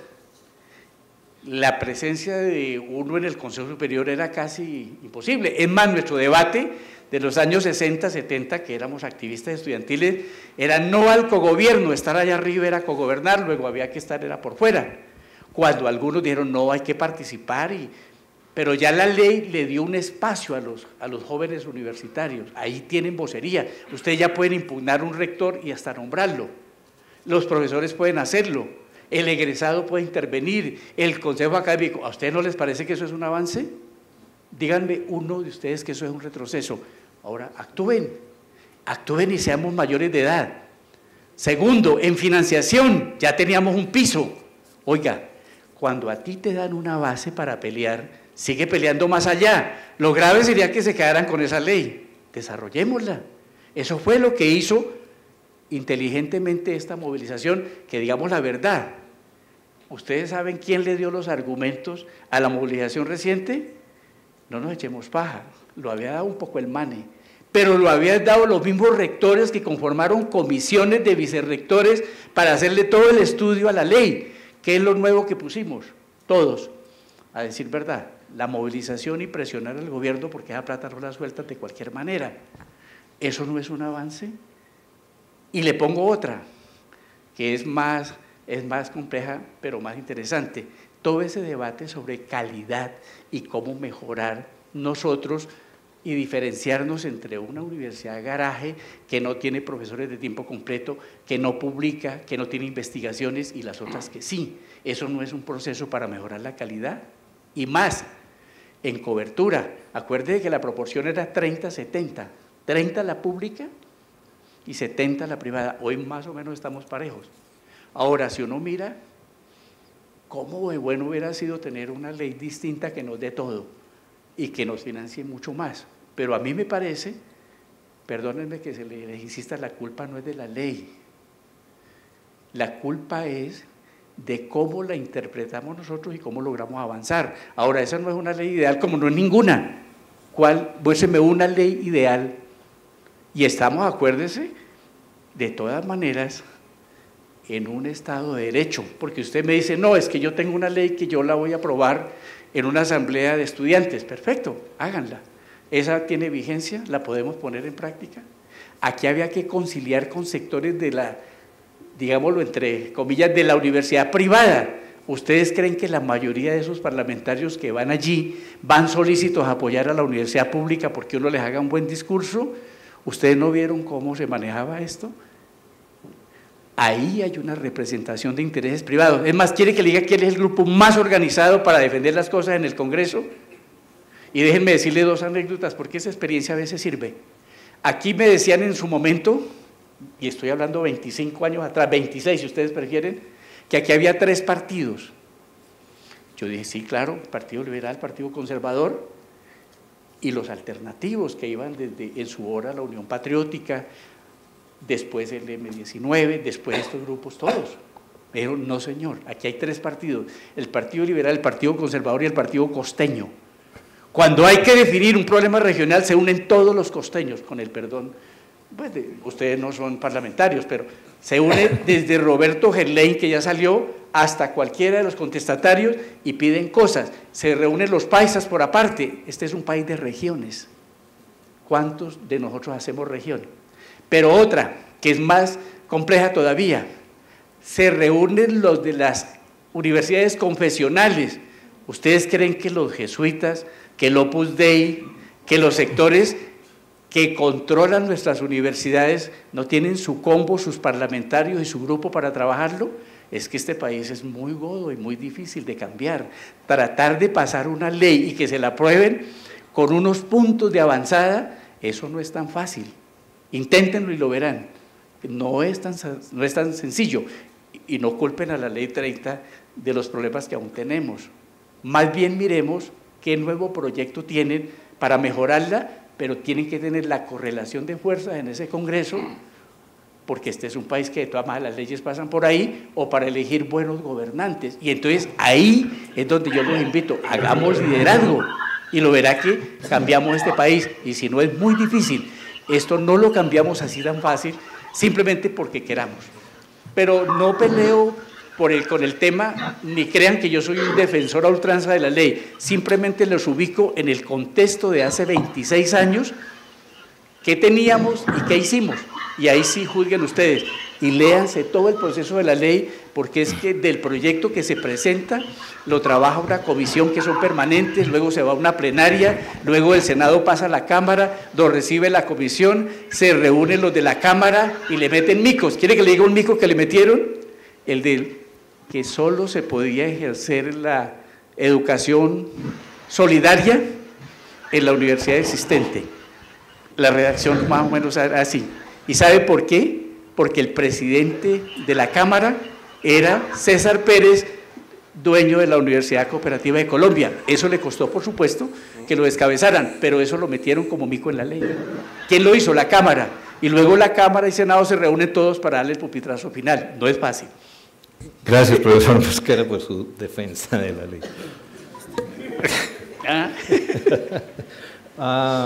Una pregunta, bueno, varias preguntas relacionadas con el mismo aspecto para el profesor Misas. Si los aspectos tecnológicos reducen procesos, ¿cómo explica que no reducen procesos? ¿Cómo explica que una clase sea grabada y difundida en muchas personas, evitando costos, es decir, disminuyendo costo laboral? También, ¿cuál es el diagnóstico de los resultados obtenidos en la implementación de tecnologías de información como suplantación del talento humano? ¿Eso reduce gastos operativos?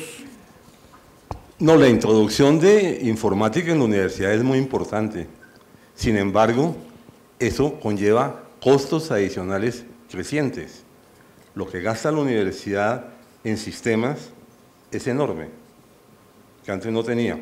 Y la utilización, muchas universidades graban los cursos para que los estudiantes puedan repetirlos N veces, como se va a la biblioteca.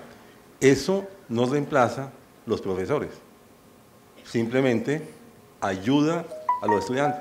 Una clase de 2 horas, es muy difícil que los estudiantes durante las 2 horas tengan plena atención en sus clases. Incluso más, casi todo el mundo aconseja que más de 2 horas, salvo haciendo recesos largos, el aprendizaje no es. a partir de cierto tiempo no es muy grande.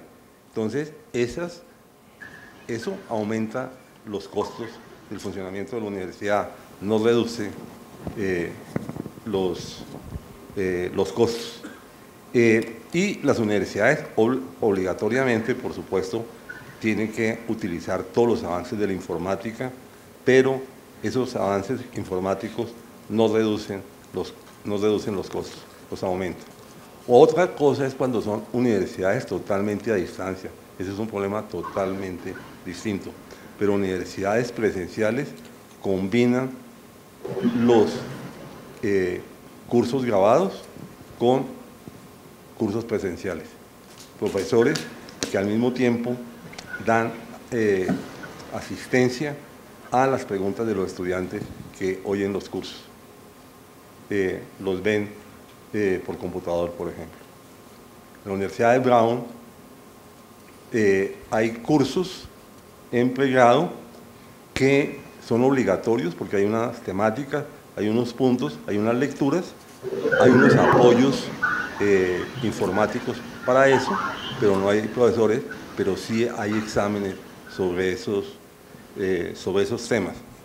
En muchas universidades eso funciona. En Cambridge y en Oxford vienen funcionando desde mucho antes de la informática esos cursos donde había unas temáticas que había que dominar, había unos exámenes que había que presentar, aunque no formalmente no había el curso como tal. Entonces, eso es, digamos, las universidades combinan las distintas formas de presentación de sus programas, unos presenciales, otros a través de lecturas, rindiendo exámenes, otros apoyados esas lecturas en videos, etc. La segunda parte, ¿cómo era? No, ambas relacionadas a la disminución de talento humano por la tecnología.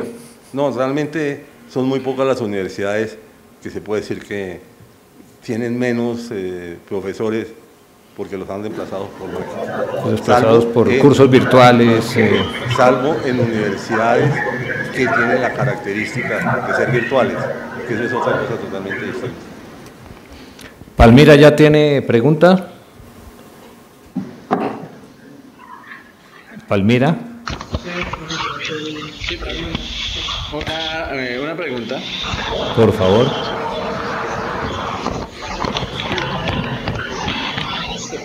¿Dirigida a algún conferencista en especial o general? Cayó el sonido. Buenas tardes para todos. No, profe, la pregunta es para cualquiera de los dos.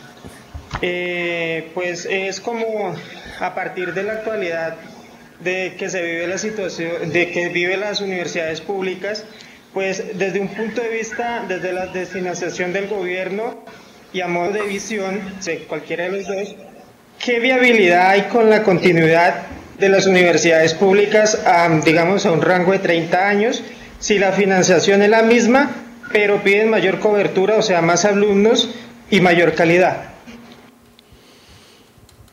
Viabilidad. Ya. La universidad pública va a existir en la medida que haya fuerzas sociales que defiendan la universidad pública. Si no hay una fuerza social que defienda la universidad pública, va a suceder lo que ya sucedió con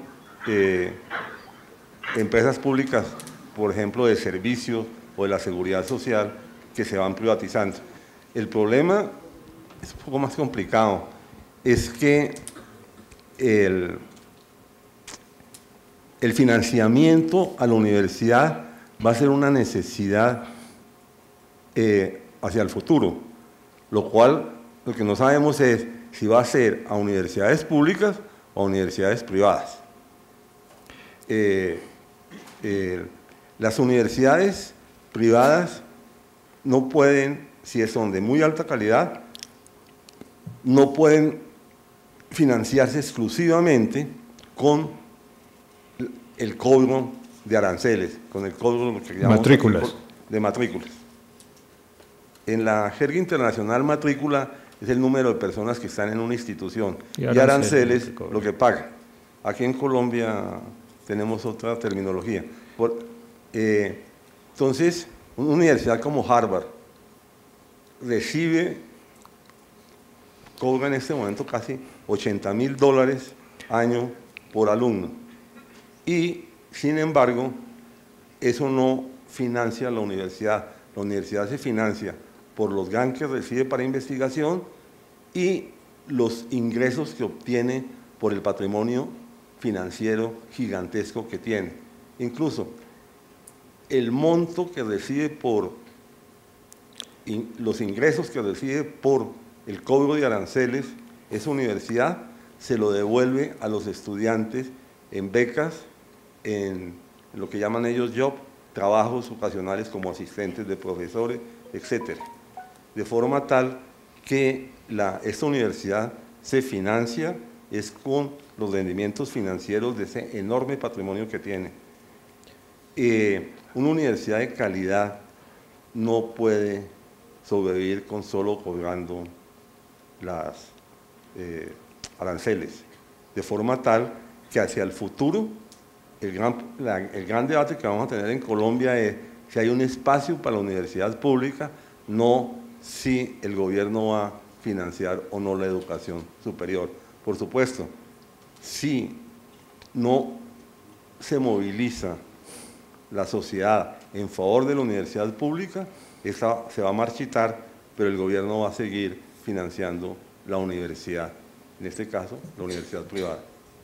Profesor Ricardo. Complemento un poco lo que dice Gabriel en este tono. Mira, de todas maneras la financiación no es un problema ni puramente académico ni puramente técnico, es un problema político. Ustedes ya vieron la historia de las universidades, ¿en qué momento se ha ampliado? Mira, si no hubiera sido con todos los defectos por estos gobiernos liberales que intentaron darle, en el caso de la Universidad Nacional, este auditorio donde estamos se llama Alfonso López, averigüen qué planteó y qué le dio a la Universidad Nacional. Entre otras cosas, en mi rectoría hicimos este homenaje y se ha puesto el busto de Alfonso López, pero como teníamos posiciones muy radicales, ¿cómo vamos a tener un tipo de esos aquí y hasta ese nombre? Hombre, no se equivoquen, la historia no la hacemos como queremos. Esos fueron proyectos que quisieron y, entre otras cosas, el carácter de Universidad Nacional de Colombia, con todas las condiciones que tenía y volverla a esto, fue la perspectiva de las reformas más radicales de la etapa liberal. Luego vienen etapas conservadoras muy duras que no le dan ni la hora. ¿Sabe por qué logramos aquí, en la etapa de Virgilio Barco, incluso que nos dieran unas condiciones? Ustedes saben quién era el jefe de planeación, un egresado de la Nacional, el doctor Luis Bernardo Flores. ¿Saben quiénes estaban en cargos de alto nivel? Hay que jugarle al liderazgo, Uno no puede esperar, como el chico menor de edad, que todo se lo dé el papá. ¿Y por qué no somos papás? ¿A dónde están los líderes que pelean? No en las aulas. Y a veces uno, y se los dice alguien que vivió intensamente esta vida universitaria y me encanta además, la revolución no la hacemos solamente aquí dentro de la universidad, entre la 45 y la 30, hay que salir y buscar el apoyo de la gente y transformar quienes nos lideran. ¿Por qué repetimos los mismos gobernantes? ¿Basta con censurarlos? Si tenemos por lo menos tipos que nos oigan, que tengan apertura, que cambien, seguro que tendremos defensores de la universidad pública, pero si allá en esos cargos de dirección, y piensen, desde el alcalde de la ciudad capital hasta el presidente de la República, los parlamentarios, concejales, lo que usted quiera, eso va a seguir funcionando. Lo que necesitamos son corrientes renovadoras, progresistas. Al decir de Gramsci, nosotros fuimos muy gramscianos en nuestro movimiento en la última fase, un bloque histórico progresivo, y eso no solo, ni son solo los activistas de la Nacional, ni son solo los obreros, ni los intelectuales, son bloques que quieren el progreso y los cambios, y así podemos tener financiación, porque no se equivoquen, el mercado y las multinacionales y el interés por ganar plata va a seguir funcionando, y si ustedes miran a la redonda en el mundo, los vientos no soplan tanto a favor. hay que ubicarse en el mundo de hoy, en un mundo globalizado, y cada vez, ¿se acordaron de Rama, lo que dijo? Aquí no hemos hablado de educación virtual, aquí no hemos hablado de la era digital, aquí no hemos hablado que mismo Harvard rompió el proceso tradicional de matricularse presencialmente y abrió las ventanas al mundo y bajó la matrícula a la mitad. Los proyectos estatistas funcionan. Brasil empujó muy duro en toda la etapa de Lula y las etapas reformistas, en el periodo incluso hasta los 2, 3 últimos gobiernos, y ahora viene Bolsonaro y voltea la torta. También depende mucho cuál es el ambiente político para transformar la sociedad, y ese ambiente no podemos esperar que nos lo regalen, hay que conquistarlo.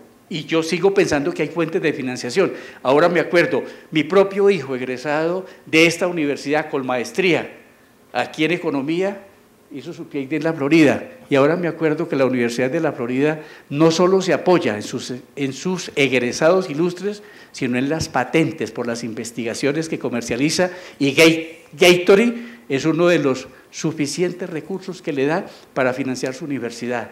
Ojo, que es que también, cuando uno ya es grande, también tiene que buscar soluciones para resolverlas, porque qué jartera que alguien con todas las condiciones y todavía solo sabe pedir, pero no da nada. Pero con eso solo les digo que hay muchas más fuentes de financiación que podrían buscarse, por supuesto, dando por hecho que yo soy de los que piensa que tiene que haber un proyecto estatal que defienda, sobre todo pensando en calidad y que la educación sí le llegue a los sectores que no tienen con qué pagar una matrícula costosa ni llegar a una universidad privada de élite como alternativa, pero no por ser pobres, sino porque además son buenos y son inteligentes y son capaces. Y yo creo que ese público es el que trata también de llegarle, no solo la Universidad Nacional de Colombia, creo que también la de Antioquia y la del Valle y la UIS, y ese proyecto hay que hacerlo cada vez más grande para democratizar también la educación. Gracias, profesor Ricardo. ¿Manizales tiene alguna pregunta? Buenas tardes. Buenas, adelante. ¿Cómo le va, profesor? Ahora con Miguel Guerrero, profesor profesor de la ciudad de Manizales. Mucho gusto, profesor Guerrero. Adelante, por favor, con las preguntas. ¿No hay? Sí.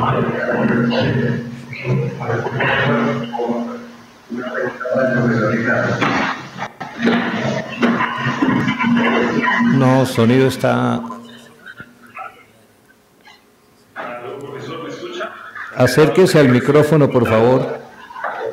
¿Acá sí me escucha, profesor? Un poquito mejor, si se acerca más, creo que le podemos entender. Bueno, profesor, aquí le van a hacer la pregunta. Muy bien, ahora sí, escuchamos. Profesor Ricardo, ¿me escuchan? Adelante, por favor. Una pregunta, quisiera saber si hay ya una base o un borrador sobre una política pública establecida a corto, mediano y largo plazo en la educación superior. Sabemos que en la Universidad Nacional va hasta el 2034, pero quisiera saber si ya hay un borrador a nivel de educación superior a nivel nacional. Y otra pregunta es si hay ya algo andando o cómo sería el proceso para modificar el número de participantes en el CCU de la Universidad Nacional. En el Consejo Superior Universitario, si hay algún proyecto de modificación de la participación de la Universidad Nacional en él. Una de las preguntas concuerda con algunas formuladas acá sobre los cambios necesarios a la Ley 30 para superar el déficit histórico, aumentar la calidad, cobertura y considerar la educación como un derecho. ¿Quién? ¿El profesor Ricardo? ¿Profesor Gabriel? ¿Quién contesta?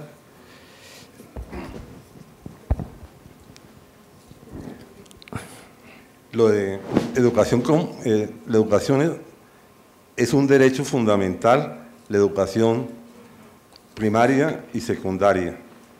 Casi ningún país lo ha llevado a la educación superior. Había que luchar porque eso fuera así, pero la situación es difícil porque casi ningún país lo ha hecho. Argentina. Bueno, admisión masiva. Bueno, Sí, libre y gratuita, sí. Es el único país de América, porque Brasil es gratuita, pero no el posgrado. En Argentina sí.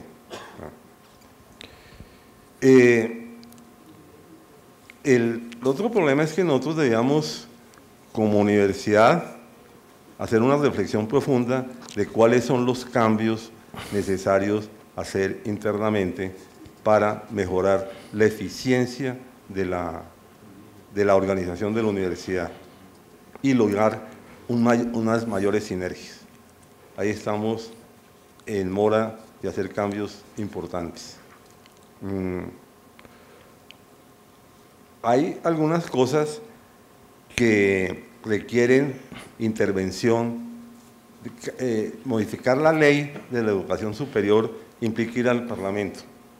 Y en el Parlamento, pues va a ser muy difícil pasar una ley que cambie radicalmente lo que tenemos, favorablemente. En época de auge del uribismo se pensaba llevar una ley para crear un Senado universitario. Si se hubiera llevado una ley para cambiar la 1210 en el periodo de Uribe, hubiéramos retrocedido 50 años, donde masivamente el gobierno tenía mayorías casi del 90%. Afortunadamente eso ha cambiado, pero yo veo en este momento difícil que un proyecto de reforma, de cambio del 1210 sea decidido favorablemente por el actual Congreso. Incluso, Gabriel, un poco más ahí, mira, pero de verdad que ese es el tema, ¿no es cierto? Yo creo que en este auditorio en general, y créanme lo que, yo creo que la mayoría aquí conozco muchas caras, muchísimas, y nos conocemos nosotros, ninguno de nosotros está por defender la universidad privada, apartan de eso. Es más, yo no hubiera podido jamás, doctor Facundo, ser economista si no paso en la nacional. En esa etapa era una lotería. Ahora que algunos colegas ponen, ¿y usted cómo llegó a la nacional? Si saben, en mi promoción, yo vengo de la provincia, pero no les hago demagogia con eso. Todo el mundo me felicitaba por cuando yo pasé a la nacional, me dijeron que me había ganado la lotería. Yo venía de un colegio nacional, Santa Librada, y los que pasábamos, eran 3 o 4, éramos algo así como genios. Éramos genios, lo que pasa es que la cobertura era muy escasa y por supuesto la oferta era muy baja, pero no teníamos siquiera universidad en la provincia. Lo dijo Alvarito y gracias. Yo fui rector de la Universidad Surcolombiana 2 veces, en 2 periodos. Ahora más de un colega mío, incluso más de uno que estudia medicina o ingeniería de petróleo, ahora la escoge desde cualquier lugar de Colombia. Entre otras cosas, medicina tiene acreditación de alta calidad y de pronto es tan buena como la de la Nacional o la de Antioquia. Y de pronto en ingeniería de petróleo son tan buenos como los nuestros. Eso cambió. Entonces las oportunidades de acceso cambiaron, pero también hay un montón de garajes que no llegan. ¿Pero qué pasó ahí? Estamos peleando por proyectos también progresivos que le abran la puerta a los jóvenes universitarios. Pero, por ejemplo, en el caso regional, muchas universidades reciben también aportes del gobierno departamental por regalías, reciben aportes de las alcaldías y eso mejora y ayuda. La nacional, ¿cuántos le ayudan distintos del propio, digamos, los propios recursos nacionales? Hay un conjunto de proyectos en las regiones, nosotros tenemos sedes, pero quiere que les diga una que, por ejemplo, a nosotros nos podría funcionar mejor en la nacional. ¿Cómo hacemos rendir la oferta nuestra? Cuando viene un extranjero, y más de uno viene, fortunosamente, dicen ustedes deben ser muy ricos, porque esa universidad vive desocupada. Y díganos que dictemos una clase extra, sí, pero ¿cuánto me pagan? ¿Cuántos de nosotros estamos dispuestos a abrir que esos cursos, que esos salones no estén desocupados? ¿Y cuánta población que tiene que irse a universidades donde paga unas sumas que no son las de aquí, quisieran estudiar con nosotros? A uno se lo dice el taxista que es ingeniero o que es contador, el de Uber que uno lo toma. Hombre, ¿cómo haría yo para entrar a esa universidad? La universidad nuestra es desocupada. ¿Cuánto podríamos mejorar la oferta y de pronto cambiar este país si también damos un poco más? Porque nosotros también a veces somos muy flojitos. El curso, ¿cuántos tengo yo en mi curso? Ah, no, profe, decano, cuidado con ponerme un estudiante más, porque es que eso ya es muy duro. ¿Ustedes saben cuántos muchachos estudian en los primeros niveles en universidades europeas, incluso gringas?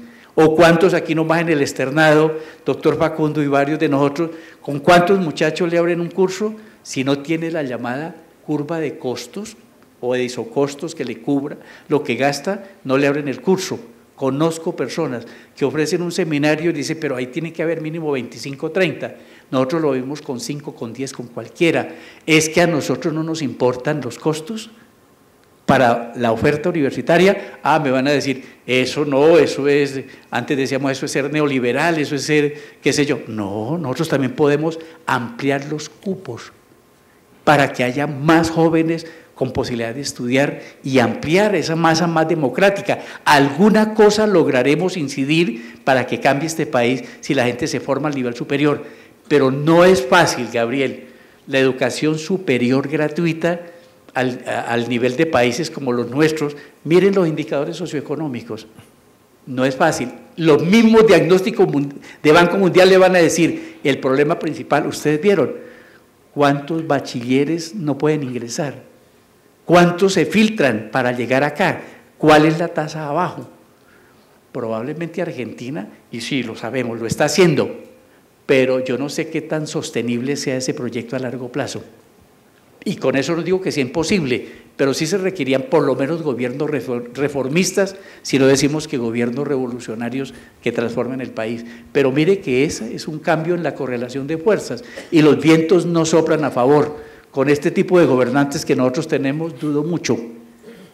El otro día, para aprobar esta ley, yo lograba hacer un desayuno con 20 o 25 procedentes de la universidad pública, de los cuales había 10 o 12 de la nacional.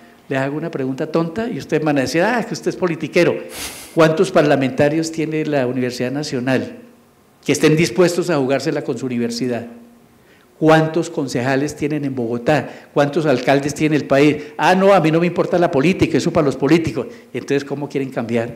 ¿En dónde se asignan los recursos? Miren que el problema también es complicado.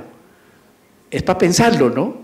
Ustedes pueden tomar la opción que quieran, pero yo tengo muy claro, un profesor a quien le rindo culto, como a varios de mis colegas que los respeto mucho, Antonio García, me decía, no separe la academia de la política. Es mentira que uno pueda hacer academia pura. Piense cómo se gobierna el país. Él quiso ser mucho más, nunca pudo. Y curiosamente en México, en Perú, sí lo buscaban para ser asesor de reformas, entre otras cosas de reforma agraria. ¿Cuántos de nosotros están liderando proyectos de reforma agraria en el país? De cambios estructurales en el país, de modificaciones. A uno le da gusto cuando dicen, mire, ese es egresado de la Nacional, ese es de la de Antioquia, del Valle, y mantiene un proyecto progresivo. Desgraciadamente, muchos de nosotros, cuando salen, tienen que inclinarse al parlamentario, al político, a veces hasta analfabeta, para que le consiga un empleo, porque no formamos gente con la mentalidad de cambiar y generarse una cierta sostenibilidad, sino gente con la perspectiva de pedir. Y eso también es fregado. Yo creo que hay que pensar, y eso entre otras cosas es del marxismo clásico, así como hay que pedir, también hay que dar. Acuérdense, a cada quien según su trabajo también, y de cada quien según sus necesidades. Eso nos lo enseñaban hace rato el marxismo. Y en eso yo creo que no estamos calumniando a nadie, pero debe haber responsabilidades también, eso que llamamos una responsabilidad social, y no pensar que es fácil simplemente yéndonos armando el bochinche más berraco para que nos aumenten el presupuesto. Claro que hay que pelear por eso, pero hay que estar dispuesto a buscar también cambiar la sociedad como un todo, no el segmento de nosotros que se refugia en la universidad estatal. Hay más gente que podrían cambiar esta sociedad, que no solo no llegan a la pública, sino que no llegan tampoco y mucho menos a la privada, y de pronto ni siquiera terminan bachillerato. A veces en eso nos falta más generosidad y hasta más grandeza, pero yo no digo más sobre eso porque los fatigo. Quisiera hacer una acotación mirando la Universidad Francesa. La Universidad Francesa ha logrado en los últimos 30, 40 años, a través de proyectos negociados con el gobierno, más recursos a cambio de comprometerse a dar cobertura, pero también a profundizar la investigación en áreas consideradas fundamentales por la sociedad francesa, hacer determinado tipo de acciones en apoyo a ciertas actividades que considera el gobierno del momento necesarias. Entonces yo creo que una negociación entre la universidad y los gobiernos podría dar resultado, pero en esa doble perspectiva, más recursos, pero también más compromisos. Y obviamente nosotros gastamos demasiado tiempo y demasiados esfuerzos a veces usando mal los recursos. Tenemos demasiados comités asesores cuando debían ser comités que tomaran decisiones. Voy a tomar un ejemplo. El Consejo de Ciencias de Facultad tienen que aprobar, como todos los consejos, quién va a dirigir una tesis, quién van a ser los jurados, etc. Y pongo el caso de Ciencias. Ciencias tiene por las 53 edificios, y tiene por la 26, y tiene en el centro de la universidad. El Consejo de Ciencias son 8 o 9 personas que, por supuesto, no pueden saber, si no hay un geólogo, quiénes son los que saben de geología para dirigir una tesis, etc. Simplemente se atienen a lo que dice el comité asesor. Y tomo el caso de ciencias, podemos también el de ciencias económicas, que estamos más concentrados, pero es igual, o el de ciencias humanas. Entonces tenemos una cantidad de pasos intermedios que dificultan enormemente el trabajo. Los que están en la administración todos los días sufren por los cambios de formato de todas las oficinas de la universidad. Últimamente, para llenar el último informe de actividades, cambiaron precisamente el formato del CIA y fue la locura. Todo el mundo tenía que pedir ayuda para llenar los formatos. Entonces, realmente, esas son cosas simplemente de administración que se pueden hacer. Entonces, digamos, nosotros tenemos bastante espacio que podemos mejorar sin mayores recursos, simplemente haciendo una mejor organización de la universidad. Pero cuando enfrentamos ciertos problemas, a veces tomamos decisiones bien extrañas, que, como el sistema de modernización de la administración. CIMG. Un modelo que está diseñado para cualquier cosa, menos para una universidad. El CIMG es un modelo de medir eficiencia en una empresa industrial, no en una universidad. Entonces, yo creo que había que hacer, vamos a empezar a pensar cómo ya una universidad del tamaño de 50.000 estudiantes hay que manejarlo de una manera mucho más racional y eficiente. Gracias, profesor Gabriel. Varias de las preguntas han sido respondidas en las respuestas que dieron los panelistas. De todas maneras, sobre estos temas vamos a volver en las futuras sesiones, tratándolos de manera específica. En la próxima abordaremos el proyecto de acuerdo por lo superior 2034